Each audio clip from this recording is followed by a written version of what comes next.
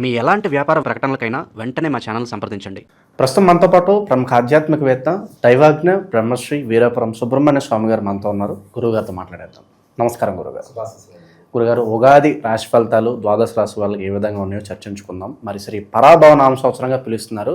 దీనిలో భాగంగా వృషభ రాశి వారికి ఈ సంవత్సరం ఏ విధంగా ఉండబోతుంది? తీపి, పులుపు, వగరు ఎక్కువగా ఏ రుచి వీళ్ళకి ఎక్కువ తగులుతుంది అంటారు? ఎటువంటి జాగ్రత్తలు తీసుకోవాలి ఈ సంవత్సరం? చాలా మంచి విషయం అడిగారు. వృషభ రాశి వాళ్ళకి ఈ యొక్క నూతన సంవత్సరం పరాభవనామ సంవత్సరం, శ్రీ పరాభవనామ సంవత్సరం, శ్రీ శాలివాహన శకం, శ్రీ పరాభవనామ సంవత్సరం. ఈ యొక్క వృషభ రాశి వాళ్ళందరికీ కూడాను ఒక మాటలో చెప్పాలంటే మీరన్నట్టుగా వగరు. ఏమిటి వగరు అంటే మధ్యమ ఫలితాలు అనేది ఎక్కువ ఉన్నాయి. అయితే అది కూడా మనం పూర్తిగా తెలుసుకుందాం. అలాగే వృషభ రాశి వారికి ఆదాయ వ్యయాల్లో చూసుకుంటే ఈ యొక్క పరాభవనామ సంవత్సరం ఆదాయం 5, వ్యయం వచ్చేటప్పటికి 14. వ్యయం వచ్చేటప్పటికి 14, అందుకే వగరు. అంటే అప్పులు చేయాల్సిన పరిస్థితి వస్తుందంటారా? ఆర్థిక ఇబ్బందులు ఇలాంటివన్నీ 100% సమస్యలు అయితే ఉన్నాయి. అది కూడా మనం తెలుసుకుందాం ప్రతి విషయం కూడాను. అలాగే మీరు అన్నట్టుగా ఆదాయ వ్యయంతో పాటు రాజ్యపూజ్యము అలాగే అవమానాల విషయం కూడా తెలుసుకుందాం. ఇక్కడ వచ్చేటప్పటికి రాజ్యపూజ్యము 5, అలాగే అవమానము 4. ఇక్కడ ఇది ఒకటి అనుకూలంగా ఉంది. ఇక్కడేమో మనకు ఆదాయం 5, ఖర్చు 14 అంటే నష్టం అనే దాంట్లో ఎంతవరకు ఉన్నాము అని అంటే 9 నష్టంలో ఉన్నాం. 14 ఖర్చు అన్నాం కదా, 5 ఆదాయం అన్నాం. ఈ యొక్క 5లో 14 తీయడం కుదరదు. అందుకనేసి ఖర్చులో ఆదాయం తీసేస్తే ఎంత నష్టం ఉంది? 9 రూపాయలు నష్టంలో ఉన్నాం. అంటే ఈ పరాభవనామ సంవత్సరం అంతా కూడా ఆర్థిక పరంగా ఒడిదుడుకులు అధికంగా ఉన్నాయి వృషభ రాశి వాళ్ళకి. ఇది వాస్తవమే. గ్రహస్థితి యొక్క ప్రభావం వల్ల మార్పులు చేర్పులు అనేది ఉంటుందిలేండి, అది కూడా తెలుసుకుందాం. తర్వాత మనము గౌరవార్థం 5, అవమానం 4. 5లో 4 తీసేస్తే ఒకరు గౌరవించే వాళ్ళు అంటూ ఉన్నారన్నమాట. మనల్ని మన జీవితానికి సాటిస్ఫై కావడం కోసం నష్టపోయినా ఒక తృప్తి కలుగుతుంది. ఏమని? మనల్ని గౌరవించేవాళ్ళు, ప్రేమించేవాళ్ళు ఉన్నారు అని అర్థం. అదే మనకు ఒక పాజిటివ్. ఆర్థిక పరంగా ఇబ్బందుల్లోనూ అప్పుల్లో ఉన్నా కూడా మనము మంచి వాళ్ళు అనే ఒక గౌరవం, సన్మానం అనేది మనల్ని జీవన విధానానికి, జీవితానికి ఒక సాటిస్ఫైనిస్తుంది అనేది వాస్తవం. వృషభ రాశి వాళ్ళు దాన్నే కష్టే ఫలి. ఆ ఫలితం ఏంద్రా అంటే గౌరవార్థం దక్కుతుంది. కానీ అప్పులు మాత్రం ఉంటాయి. అప్పులున్నా గౌరవం ఉండాలి. రెండు లేకపోతే ఎటో ఆర్థిక పరంగా నష్టాలే, అలాగే అవమానపరంగానూ నష్టాలే ఉన్నాయనుకోండి, అది చేదు, వైరాగ్యం వస్తుంది. ఇంకా జీవితం నరకం అంటే ఏమిటో ఎక్కడో చూడాల్సిన అవసరం లేదు. మనమే ఇంట్లోనూ లేకపోతే చుట్టుపక్కల సమాజంలోనూ మన ప్రతిదీ ఇక్కడే చూసేస్తాం. నరకం అనేది అన్నీ ఇక్కడే చూసేస్తాం. అదే మనిషిని సర్వ విధాలకు కూడా లాస్ చేస్తుంది. ఎనర్జీ ప్రకారంగా, అదే మానసిక ప్రకారంగా, ఆరోగ్య ప్రకారంగా, ఆర్థిక ప్రకారంగా అన్ని విధాలు కూడా ఆ మనిషి యొక్క జీవితం అనేది నలిపేస్తుంది, పిప్పి చేసేస్తుంది, పీడిస్తుంది, పిండి చేసేస్తుంది. అయితే ఇవన్నీ కూడా మనము ప్రపంచంలో ప్రతిదీ జరుగుతూనే ఉంటుంది, జరిగిపోతూనే ఉంటుంది కళ్ళ ముందర. చేసేది ఏమీ లేదు. దాన్నే చేయమని చెప్పడం. జ్యోతిష్యం ఏం చెప్తుంది అంటే భవిష్యత్తుని డెవలప్మెంట్ చేసుకోవడానికి మాత్రమే ఇది సూచిస్తుంది, తెలియచేస్తుంది. దాన్నే మనము ఇచ్చిన అవకాశాన్ని సద్వినియోగం చేసుకోవడం. అంటే తెలియచేయడం అనేది కూడా ఏంటంటే, ఇలా కాదు, ఇలా నడుచుకోండి, జీవితం బాగుంటుంది, అది కూడా కరెక్టే తెలియచేసే వాళ్ళు ఉండాలి. దానికన్నా ముందు కూడా ఒకరు చెప్పడం ఏమిటి, మనం చెప్పించుకోవడం ఏమిటి అని అనుకుంటే మీకే స్వదాగా అన్న ఉండాలి. ఏమిటి స్వదాగా సొంత నాలెడ్జీ ఉండాలి. ఏమిటి ఆ నాలెడ్జీ అంటే, ముందు అన్నిటికీ మూలమైనది దైవం. అన్నిటికీ మనకు మంచి చేస్తున్నది, మనకు చెడు చేస్తున్నది, ఇవన్నీ కూడా దైవానుగ్రహం అనేది దాని వల్లనే జరుగుతూ ఉన్నాయి. దాన్ని మనము పెంపొందించుకోవాలి. ఏం చేయాలి? మనము దైవారాధన అనే ఒక భక్తి శ్రద్ధతో మనము పెంపొందించుకుంటూ వెళ్ళడం వల్ల ఇవన్నిటి నుంచి కూడా మనము తప్పించుకు తిరుగువాడు ధన్యుడు సుమి. అన్నిటి నుంచి తప్పించుకొని తను మంచి పొజిషన్లోనే ఉంటాడు, మంచి అభివృద్ధి మార్గంలోనే ఉంటాడు. అది తెలియచేసేది జ్యోతిష్యం. బాగలేదని భయపడాల్సిన అవసరం లేదు. ఏమో అప్పులైపోతాయేమో అని భయపడాల్సిన అవసరమూ లేదు. మనం నడుచుకునే విధానం కూడా మనల్ని కాపాడుతుంది. మనం నడుచుకునే విధానమే మనం బాగుపడతాం. ఆ నడుచుకునే విధానమే దైవారాధన. ముళ్ళును ముళ్ళుతోనే తీయాలి అన్నట్టుగా ఆ దైవానుగ్రహం వల్ల వచ్చేటువంటి మంచి చెడుల్ని మనము తెలుసుకొని వాటిని సరి చేసుకొని పూర్తిగా మనం అభివృద్ధి మార్గంలో జీవించడానికి 100% ఇది ఉపయోగపడుతుంది. ఇంకా చెప్పాలంటే ఈ పరాభవనామ సంవత్సరంలో ప్రస్తుతమైతే ఈ ఉగాది నుంచి కూడా వీళ్లకు జూన్ వరకు కూడా పర్వాలేదు. జూన్ తర్వాత జూలై నుంచి పూర్తిగా జూన్ చివరి వరకు కూడా పర్వాలేదు. ఆ జూన్ తర్వాత నుంచి లేదా జూలై ప్రారంభం నుంచి ఈ రాశి వాళ్ళకి అనేక విషయాలలో ఆటంకాలు అధికంగా ఉండబోతున్నాయి. శని కూడా ఆయన ఉన్నటువంటి డిగ్రీస్, ఆయన ఉన్నటువంటి స్థానాన్ని బట్టి కొంత వక్రీకరించి ఉండడం, లాభసాటిగా ఇప్పుడు ప్రజెంట్ ప్రారంభంలో ఉంది కాబట్టి ఆ తర్వాత మార్పులు చేర్పులు గ్రహాల యొక్క సంచార ప్రభావం మారుతూ ఉండడం వల్ల గురువు కూడా ద్వితీయ స్థానం నుంచి తృతీయ స్థానం 3వ ఇంట్లోకి ప్రవేశించడం వల్ల శని కాస్త వక్రీకరించడం వల్ల రివర్స్ అయ్యే అవకాశం ఎక్కువగా ఉంది. ఏదైతే మనము ఎక్స్పెక్టేషన్ చేస్తామో, మనము ఎక్కడి నుంచో ఏదో అది వస్తుంది ఇది వస్తుంది, మనం ఇది చేసాం అది చేసాం అన్నీ కలిసి వస్తాయి అని అనుకుంటూ ఎక్కువగా ఊహించుకుంటూ ఉంటామో అక్కడే రివర్స్ అవుతుంది. ఆ జూలై తర్వాత నష్టాలు జరిగే అవకాశం ఉంది. ఆ నష్టాలే ఇందాక మనం చెప్పుకున్నటువంటి ₹9 నష్టం. ఆ నష్టాలు ఆర్థిక పరంగా మాత్రం బలంగా ఆటంకాలు కలగచేసే అవకాశం ఉంది. మనం ఎంత చేసినా కూడా ఆదాయం తక్కువ, అప్పులు ఎక్కువ. మనం ఒక పని కోసం అప్పు చేయాల్సి వస్తుంది. అది కాస్త మనం చేసాము, అది మళ్ళీ లాభంగా సాగింది అంటే తీర్చుకోగలుగుతాము. అది నత్తనడుకన అంతంత మాత్రమే ఆ వ్యాపారం కొనసాగడం వల్ల ఈ తెచ్చిన అప్పు అలాగే నిలబడిపోవడం అనేది మనకు నష్టాన్ని కలగచేస్తుంది. అలా అనేసి ఏమీ భయపడాల్సిన అవసరం లేదు. ఈ జూలై ప్రారంభం వరకు కూడా అన్ని విధాలా బాగుంది. వృషభ రాశి వాళ్ళకి ఈ పరాభవనామ సంవత్సరంలో జూలై వరకు కూడా దీపం ఉండగానే ఇల్లు చక్కబెట్టుకోవాలి అన్నట్టుగా ఈ ప్రారంభంలోని ఏదైనా చేశారంటే, ఏదన్నా కొత్త వ్యాపారాలు కావచ్చు, కాస్త వీళ్ళు జూలై లోపే ప్రారంభించుకుంటే బాగుంటుంది. దాన్ని దీపం ఉండంగానే ఇల్లు చక్కబెట్టుకోవాలన్నది ఎందుకన్నానంటే, నూతన వ్యాపారాలు ఈ ఉగాది నుంచి ప్రారంభం చేసుకోవచ్చు. ఇది ఏప్రిల్, మే, జూన్ ఈ 3 నెలల్లో ఏదైనా సరే కొత్త వ్యాపారాలు ప్రారంభం చేయండి. ఇప్పుడు చేయడం వల్ల, ఎందుకంటే అనుకూలమైన వాతావరణంలో మనం చేస్తున్నాం కాబట్టి రేపు బాగలేని పక్షంలో కూడా కాస్త మనకి ఊరట ఉంటుంది, బాగానే ఉంటుంది, ఇబ్బంది లేదు. మనం ప్రారంభం చేయడమే జూలై తర్వాత ప్రారంభం చేసినట్టయితే ఆగిపోవడము, నిలిచిపోవడము, లేదంటే మూతబడిపోవడము, మనం పెట్టుబడి పెట్టింది నీళ్ల పాలు అన్నట్టుగా బూడిది పాలు అయ్యే అవకాశాలు కూడా ఉన్నాయి. కాబట్టి అందుకనేసి మనం తెలివిగా ఎప్పుడు చేస్తే బాగుంటుంది అన్నది ఇక్కడ మనం తెలుసుకోవాలి.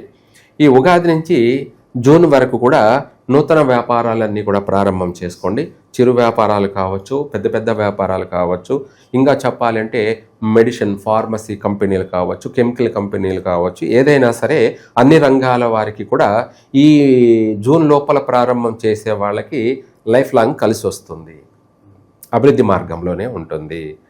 తర్వాత మనకు ఆ గ్రహస్థితి వల్ల కొద్ది రోజులు ఆర్థిక పరంగా మెల్లగా కొనసాగినప్పటికీ కూడా పెద్ద నష్టం ఉండదు, ఇది సత్యం. అలాగే మనకు వీటితో పాటు శుభకార్యాలు కూడా కలిసి వస్తాయి. ఈ ఏప్రిల్, మే, జూన్లోనే వివాహ ప్రయత్నాలు 100% సక్సెస్ అవుతాయి. అధిక ఆలస్యం జరిగి ఉన్నటువంటి వాళ్ళకి వివాహం అయిపోతుంది, లేదా కొత్తగా ప్రారంభం చేసే వాళ్ళకి ప్రారంభం చేయడంతో వెంటనే టకటకటక సంబంధాలని కుదిరి వివాహం జరుగుతుంది.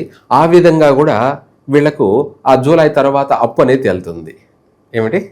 శుభకార్య మూలకంగా ఇల్లు కొనడము, లేదంటే వాహనం కొనడము, లేదంటే వివాహాలు, శుభకార్యాలు జరగడము, వీటి వల్ల కూడా ఆ తర్వాత ఏమవుతుందంటే ఈ ఖర్చు అంతా కూడా అయిపోతుంది. కాబట్టి ఆర్థిక పరంగా ఉన్నది మనం సంపాదించి పెట్టుకున్నది ఖర్చు అయిపోవడమే కాకుండా ఇంకా కొంత కాస్త అప్పు తెచ్చుకోవడం కూడా జరుగుతుంది. కాబట్టి ఆ తర్వాత మనకు అస్పష్టంగా కనపడుతుంది ఏమని, మనము అప్పులో ఉన్నాము, అదే 9 రూపాయలు, నష్టాల్లో ఉన్నాము అన్నది అక్కడ కూడా ఈ విధంగా కూడా తేలుతుంది. ఇది వాస్తవం. ఆ అప్పు అనేది కాస్త మనకి ఆ తర్వాత కొంచెం ఇబ్బందిగా అనిపిస్తుంది. ఇచ్చిన వాళ్ళు కూడా మళ్ళీ మనల్ని ప్రెజర్ చేయడం, అడగడం అనేది కూడా జరుగుతూ ఉంటుంది. ఎందుకంటే మనం అవసరం కాబట్టి అడిగాము, ఇచ్చారు, మనము చేసేసాము, మనకు కావాల్సిన ఇల్లు కొనుక్కున్నాము, మనకు కావాల్సిన వాహనం కొనుక్కున్నాము, మనకు పెళ్ళికి కావాల్సిన కార్యక్రమానికి తెచ్చుకున్నాము, పెళ్ళి అయిపోయింది, అన్ని కార్యక్రమాలు అయిపోయినాయి. కాబట్టి ఆ తర్వాత ఈ అప్పుల విషయాలు కాస్త బయటపడతాయి. అప్పుడు దాని గురించి భయపడాల్సిన అవసరం లేదు. దాన్నే మనం పరిష్కార మార్గం అనేది మనం ప్రశాంతంగా ఉంటే వాటిని మనం ప్రశాంతంగా పరిష్కరించుకోగలం. మనం ఆ ప్రశాంతంగా ఉండాలంటే ఏం చేయాలంటే దైవ దర్శనంతో ఇది సాధ్యమవుతుంది. దైవారాధన, దైవ దర్శనం ఇది ఎప్పటికైనా శాశ్వతంగా ఎవరైనా సరే, నేను చెప్తేనే గుర్తొచ్చిందని కాదు, వాళ్ళంతటా వాళ్ళకి స్వదాగా అంటే వాళ్ళల్లో ఇంట్రెస్ట్ కలిగి చేసేది వేరు. ఎవరెవరు ఎన్ని చెప్పినా కూడా ఇట్లని అట్లా మర్చిపోవడం వేరు. అదే దీని ఒక సామెత ఉంది, ఒకరి కట్టే పుట్టగోసి కన్నా వాళ్ళంతటా వాళ్ళే కట్టుకునే పుట్టగోస గట్టిగా ఉంటుంది అన్నది సత్యం. అంటే వాళ్ళల్లో సంకల్ప బలం అనేది కలగాలి. ఎవరికి? ఈ వృషభ రాశి వాళ్ళకి. అప్పుడే 100% బాగుపడతారు. దూర ప్రయాణాలు చేసే వాళ్ళకి ఏదన్నా సూచన ఉందా గురుగారు?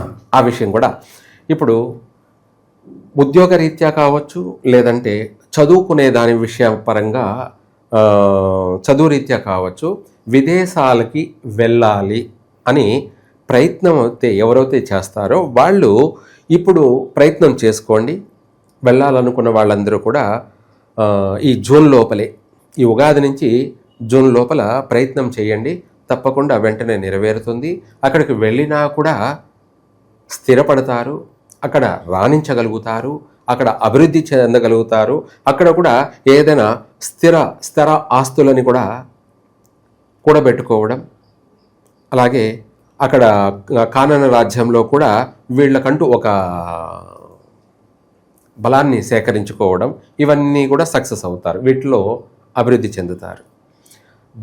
జూలై నుంచి ప్రారంభం చేస్తే ఆటంకాలు ఎదురయ్యే అవకాశం ఉంది. మనం చేసిన ప్రయత్నం పోవాలని ఏదైతే చేస్తున్నామో, వీసా గురించి కావచ్చు, లేదంటే మన అనుకున్న ఉద్యోగ పరంగా కావచ్చు, ఆటంకాలు జరిగే అవకాశం ఉంది, ఆగిపోయే అవకాశము ఉంది.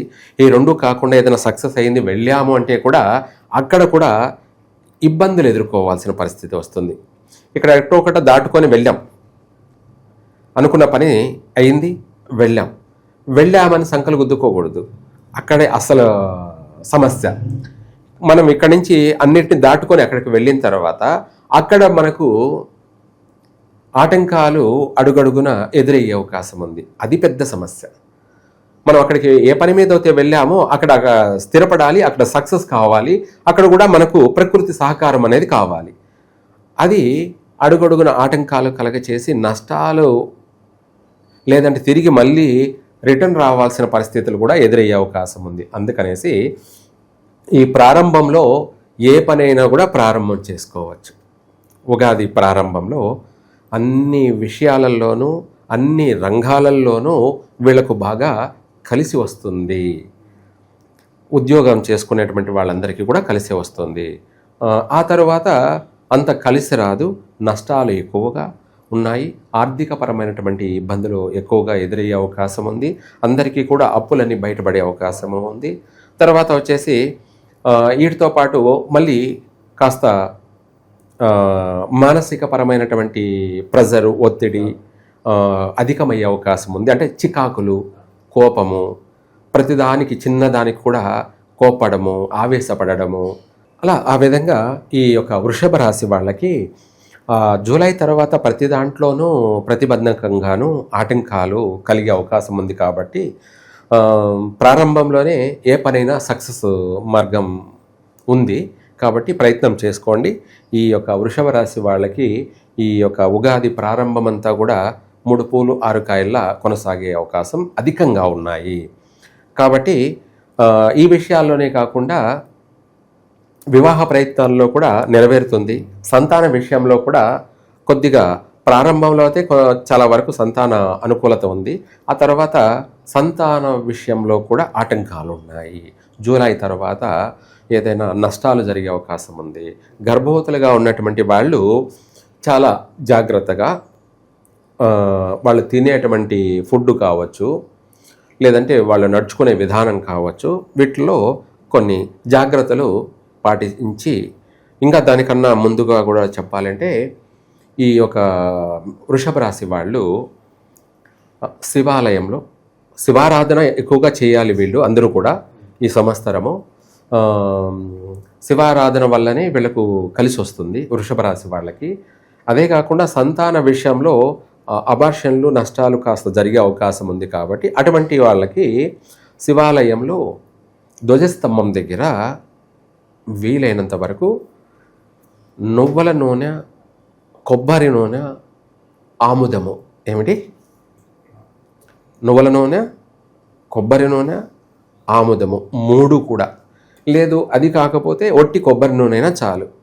కొబ్బరి నూనెతోటి అందులో ఎరుపు వస్త్రం వేసి, ఎర్ర ఒత్తి వేసి దీపారాధన చేసి ప్రదక్షిణ చేసుకున్నట్టయితే వాళ్లకు ఆ యొక్క సంతాన దోషాలు వైదొలిగిపోయి నష్టం జరగకుండా, అంటే గర్భస్రావం, అబార్షన్ లాంటి సమస్యలు రాకుండా తప్పకుండా పుత్ర సంతాన ప్రాప్తి కలిగే అవకాశం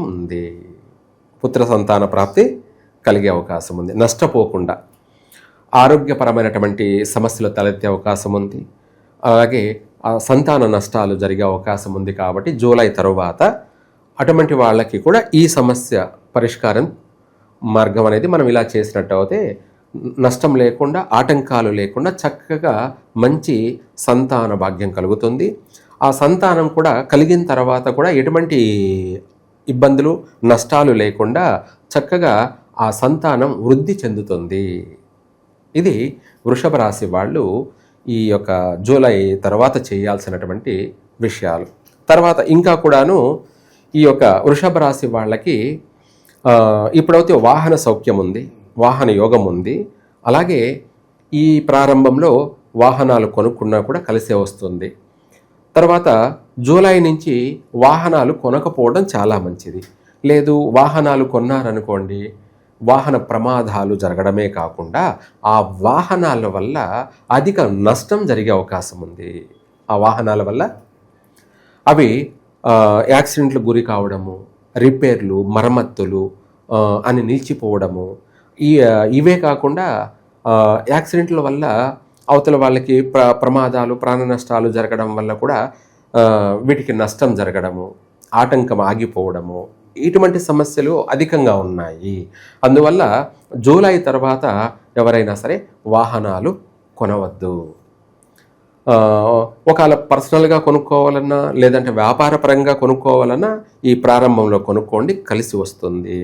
ఇదే కాకుండా మీరు ప్రయాణాలు చేసే విషయాల్లో కూడా జాగ్రత్తగా ఉండండి. ఆ జాగ్రత్తే మిమ్మల్ని కాపాడుతుంది, లేదంటే ఆ ప్రమాదాలకి గురి అయ్యే అవకాశం ఉంది. ఈ జూలై తర్వాత అధికమైనటువంటి ప్రమాదాలకు గురి అయ్యే అవకాశం ఉంది. ఇంకా కూడా ప్రాణ నష్టాలు కూడా కలిగే అవకాశాలు ఉన్నాయి. అలాగే వీళ్ళకి కాకుండా కుటుంబ సభ్యులు కూడా నష్టాలు కలిగే అవకాశం ఉంది. ఈ వృషభ రాశి వారికి సూతకాలంటే తల్లి కానీ, తండ్రి కానీ, లేదంటే కుటుంబ సభ్యులు కానీ, లేదా బంధువులు కానీ, లేదంటే స్నేహితుల వర్గం కానీ, ఇటువంటి సూతకాలలో అధికంగా పాల్గొనే అవకాశాలు కనపడుతున్నాయి. ఆ శని యొక్క ప్రభావం వల్ల ప్రమాదాలు, ప్రాణ నష్టాలు కూడా జరిగే అవకాశాలు ఉన్నాయి. కాబట్టి అందువల్ల ఆ సూతకాలలో ఎక్కువగా పాల్గొనే అవకాశాలు కనపడుతున్నాయి. వాటి నుంచి తప్పించుకోవడానికే ఈ శివారాధన, ఇంకా కూడా చెప్పాలంటే వాళ్ళ స్తోమతను బట్టి మృత్యుంజయ హోమం జరిపించడం కానీ, లేదంటే వాళ్ళే ఖర్చు లేకుండా వాళ్ళంతటా వాళ్ళే మృత్యుంజయ జపాన్ని చేసుకోవడం కానీ, లేదంటే పండితుల చేత జపాలు జరిపించుకోవడం కానీ, వీటితో పాటు ఇంకా కూడా దాన ధర్మాలు అనేది ఆ సమయంలో అధికంగా దాన ధర్మాలు. ఇందులో ఎవరికి చేయాలి దాన ధర్మాలు అంటే కూడా 3 రకాలుగా ఉంటుంది. ఈ 3 రకాలు ఏమిట్రా అంటే, ఖర్చు లేకుండా నల్ల చీమలకి బియ్యము లేదా బెల్లము, ఇటువంటివి ఏవైనా సరే తీపి వంటకాలు, పదార్థాలు నల్ల చీమలకు దానం చేయడం వల్ల శని శాంతించడము, అలాగే శని అనుగ్రహం కలుగుతుంది. కాబట్టి ఈ పీడలు, ఈ ప్రమాదాలను మనం తప్పించుకొని బయటపడవచ్చు. మొదటిది. రెండవది ఏమిట్రా అంటే, మనం ఇందాక చెప్పినట్టుగా మృత్యుంజయ హోమము లేదా జపాలు, అది. ఇంకా మూడవది ఏమిటంటే తుప్పు పట్టినటువంటి ఐరన్, ఇనుము అన్నమాట. ఇనుప వస్తువులు ఏదైనా సరే మన శరీరం నుంచి పైనుంచి కిందికి 3 సార్లు దిగదీసేసి మన శరీరానికి తగిలిస్తూ దిగదీసేసి, ఇది ఆదివారం రోజు మాత్రమే చేయాలి. శనిని ఇనుమును తీసుకొని శనివారం చేయకూడదు. ఆదివారం రోజు దిగదీసేసి దాన్ని దానమన్నా చేసేయచ్చు ఎవరికన్నా, లేదంటే నీళ్ళల్లో వేసేయడం కానీ, లేదంటే కాలే అగ్నిలో మనం వేయడం కానీ, ఇలా చేసినట్టు అయితే పూర్తిగా శనిపీడ అనేది కూడా వైదొలిగిపోయే అవకాశం ఉంది. దానివల్ల మనకు ప్రమాదాల నుంచి బయటపడవచ్చు, ఆరోగ్య సమస్యల నుంచి కూడా మనం బయటపడవచ్చు. ఇంకా అవే కాకుండా ఇతరత్ర నష్టాల నుంచి కూడా చాలా వరకు మనం బయటపడే అవకాశం ఉంది. ఈ 3వ మార్గం అన్నా చెయ్యాలి. ఇందులో మొదటిది ఖర్చు లేనిదే, రెండవది ఖర్చు లేనిదే, మధ్యలో మనం ఇందాక చెప్పుకున్నట్టుగా మృత్యుంజయ జపాలు లేదా హోమాలు, మృత్యుంజయ హోమాలు చేయడం వల్ల ఇంకా కూడా పెద్దగా అభివృద్ధి ఉంటుంది. అటు ఆపదల నుంచి మనం తప్పించుకోవచ్చు, అలాగే ఆర్థిక పరంగా కూడా మనము బయటపడవచ్చు. 2 విధాలు కూడా కలిసి వచ్చే అవకాశాలు అధికంగా ఉన్నాయి. కాబట్టి వృషభ రాశి వాళ్ళు ఈ పరాభవ నామ సంవత్సరం, ఈ ఉగాది నుంచి, ఉగాది ప్రారంభంలో తీగ ఉన్న ఆ తర్వాత చేదు అధికంగా ఉంది. కాబట్టి దాన్ని కూడా మనము తప్పించుకు తిరుగువాడు దన్నుడు సుమి అన్నట్టుగా మనం చేసుకునేటువంటి పరిహారము, అలాగే మనం నడుచుకునే విధి విధానం మనల్ని కాపాడుతుంది. ఈ యొక్క వృషభ రాశి వారికి ఈ విషయాలే కాకుండా ఇంకా కూడా ప్రతి విషయాలలో కూడా, ప్రతి విషయాలంటే వ్యవసాయ భూముల విషయాల్లో కావచ్చు, లేదంటే మన రియల్ ఎస్టేట్ వ్యాపారాల్లో కావచ్చు, ఆ తర్వాత అధికమైనటువంటి నష్టాలు జరిగే అవకాశం ఉంది. ఈ రియల్ ఎస్టేట్ వ్యాపారాలు చేసేవాళ్ళు చాలా జాగ్రత్తగా ఉండాలి. రాజకీయ నాయకులకు వచ్చేటప్పటికి గౌరవార్థం బాగానే ఉంటుంది, అంటే మంచి పేరు ప్రతిష్టలు బాగానే ఉన్నాయి, ప్రజల్లో మంచి మెసేజ్ అయితే వెళుతుంది. కానీ ఆర్థిక పరంగా మాత్రం అధికంగా నష్టపోయే అవకాశాలు కనపడుతున్నాయి. రాజకీయ నాయకులు, ఆర్థిక పరమైనటువంటి వ్యవహారాలలో వాళ్ళ ఉన్న పొజిషన్, వాళ్ళకున్న స్థాయిని బట్టి చూసుకుంటే భారీగా నష్టపోయే అవకాశం అయితే కనపడుతుంది. కానీ నష్టపోయినా పేరు ప్రఖ్యాతులకు మాత్రం డోకా లేదు. రాజకీయ నాయకులకు కావాల్సింది పేరే. ఏమిటి? ప్రజల్లో పేరు ఉండాలి. ఆ పేరే ఈరోజు కాకపోయినా రేపు మళ్ళీ వాళ్ళని మంచి పొజిషన్లో నిలబడుతుంది. కానీ ఇక్కడ ఆర్థిక పరంగా నష్టపోకుండా ఉండడం కూడా మనం చూసుకోవాలి, జాగ్రత్త. రాజకీయ నాయకులు ఖర్చు పెట్టాలి, కాదన్ను. ఎందుకంటే వాళ్ళ జీవితం అంతా కూడా అధిక ఖర్చే అనేది ఉంటుంది. కానీ స్థాయికి మించి నష్టపోకూడదు, దానివల్ల ఇబ్బంది పడే అవకాశం ఉంది. కాబట్టి ఆర్థిక విషయాల్లో మాత్రం చాలా జాగ్రత్తగా వ్యవహరించాలి. వీళ్ళైతే మాత్రం ఈ సంవత్సరం ఆంజనేయ హోమం జరిపించుకోవడం చాలా మంచిది. ఎవరు? రాజకీయ నాయకులు ఆంజనేయ స్వామి యొక్క దాంట్లో కూడా పంచముఖ ఆంజనేయ హోమం జరిపించడం. పంచముఖ ఆంజనేయ హోమం అంటే ఏంటంటే పవర్ఫుల్ అన్నమాట. వీళ్ళను అటు దృష్టి దోషాల నుంచి, శత్రువుల నుంచి, అలాగే ఆర్థిక పరంగాను, ఆరోగ్యపరంగాను, ప్రజా ఆకర్షణ, ఏమిటి? ప్రజా ఆకర్షణ పరంగాను, ప్రజల యొక్క మన్నన అధికంగా పొందడానికి పవర్ఫుల్గా ఉంటుంది. ఎందుకంటే ఆంజనేయ స్వామి రాముడికి పూర్తిగా సహకరించి తన భార్య అయినటువంటి సీతాదేవిని తెచ్చి ఆయనకు అప్పగిస్తూ, అలాగే మళ్ళీ వాళ్ళిద్దరిని తీసుకువెళ్ళి రాజ్యాభిషేకం అనే పట్టాభిషేకానికి పూర్తిగా ఈయన సహకరించాడు. వాళ్ళను మళ్ళీ దేశానికి చక్రవర్తులుగా చేసిన ఘనత ఆంజనేయ స్వామిది. అట్లాగే మన సర్వకార్యాలన్నింటినీ కూడా చేసేటువంటి వాడే ఈ యొక్క పంచముఖ ఆంజనేయుడు. మనం పవర్ఫుల్గా లీడర్గా ఎదగాలి అంటే ఈ యొక్క పరిష్కారం అనేది వీళ్ళు చేసుకున్నట్టయితే సర్వ విధాల కూడా విజయాన్ని పొందుతారు. శత్రు వినాశనము జరుగుతుంది, విజయాన్ని వరిస్తారు, అనుకున్నది సాధిస్తారు. ఎన్ని ఉన్నా కూడా అన్నిటినీ తట్టుకొని పటాపంచలు చేస్తూ వీళ్ళ రాజకీయం ఏంటో ప్రజలలో ఒక పవర్ఫుల్ లీడర్గా ప్రూవ్ చేసుకుంటూ నిరూపించగలుగుతారు. ఇది రాజకీయ నాయకులు చేయాలి. ఓవరాల్గా వృషభ రాశి వాళ్ళందరికీ కూడా ఈ కొత్త సంవత్సరం ఏ విధంగా ఉంటుంది, ప్రతి రంగాల్లో ప్రతి విభాగంలోనూ ఎటువంటి జాగ్రత్తలు తీసుకోవాలి, మంచి విశ్లేషణ అందించారు. ధన్యవాదాలు. సర్వే జన సుఖినో భవంతు.